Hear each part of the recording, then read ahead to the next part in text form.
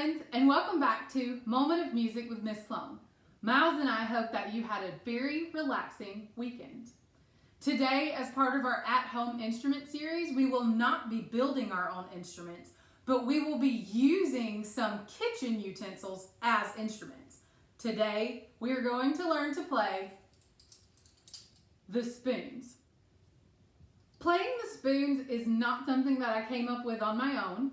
This is something that actually comes from folk music that can be found in North Carolina. Appalachian folk music often uses kitchen supplies like spoons or jugs or something called a washboard that you used to use to wash your laundry to make percussion sounds. If they didn't have drums or they didn't have something else to use, they could always use what they had. These instruments, spoons, are thought to have come from something called playing the bone, which was actually using animal bones to play percussion sounds. When they didn't have bones, they had spoons. It's speculated that this can be found all the way back in ancient Egyptian history.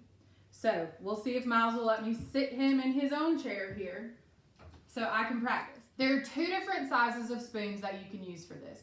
I'm going to be using tablespoons. They're a little bit bigger, but if you are one of my actual students from school, or if you have child-sized hands, teaspoons may be better for you. I'm going to put these over here. The hardest thing about playing the spoons is learning how to hold them correctly. I'm still learning too, so this might not be perfect. The first thing you do, hold that one, Weens. Make a fist with your dominant hand. So if you write with your right hand, you use your right hand. Miss Sloan writes with her left hand, so I'm using my left hand. You're going to take the end of the spoon, use it right side up the way we always do, put it between your pointer finger and your thumb in that fist. See how my thumb's resting on top? Easy. Then, oh, he's holding this one. Thanks, Weens.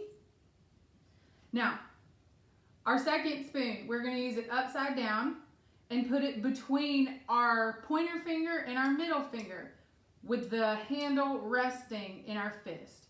Now, as you play these, see how there's space in between them? That's what you want.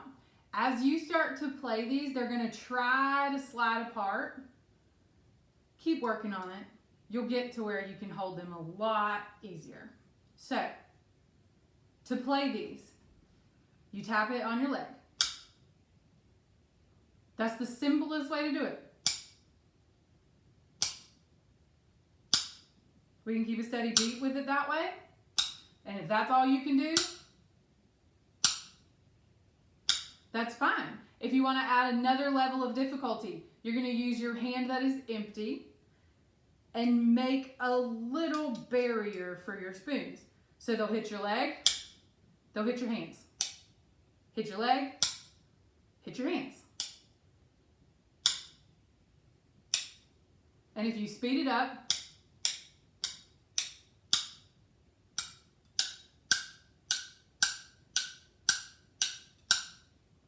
it makes a pretty cool sound. If you really want a challenge, you can follow this pattern. Leg, hand, leg, hand, leg, hand.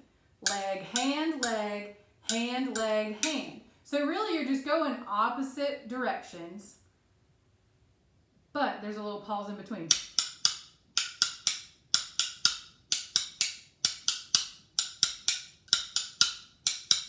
Notice my top hand's not moving. I'm bringing the spoons up to meet it.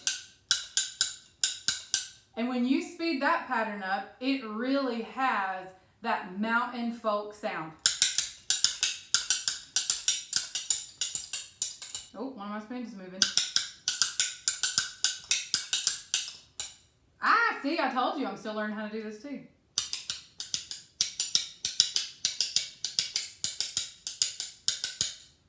Pretty cool. Now, if you want to play along with some music at home, some of the best music to do this with is bluegrass music. So I found one of my favorite bluegrass songs to try this with. You can get them set.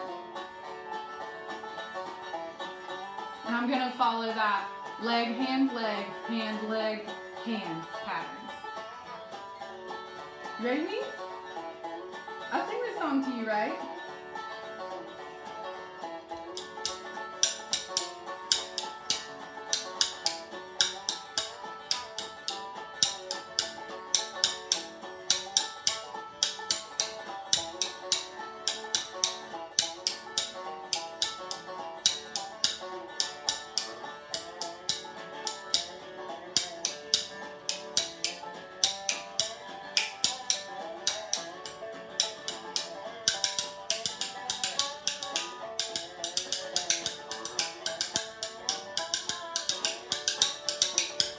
Isn't that cool?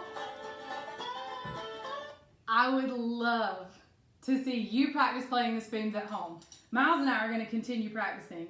It's still kind of early. He's not a morning person. Right, bud? Come here. Let's tell him bye.